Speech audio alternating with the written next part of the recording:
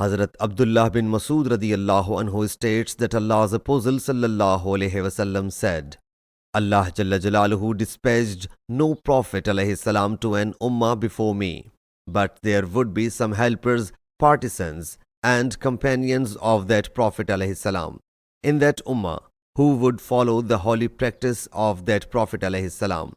Then after those companions, some incompetent people were born whose statement contrasted their action, and their action contrasted their statement.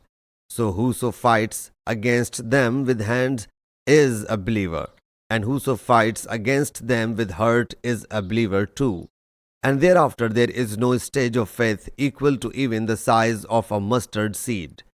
Abu Rafi says that he mentioned this hadith to Hazrat Abdullah bin Umar radiyallahu anhu, but he did not accept it. By chance, Hazrat Abdullah bin Masud radiyallahu anhu reached there and laid over in the Qanat, a valley of Medina Munawwara.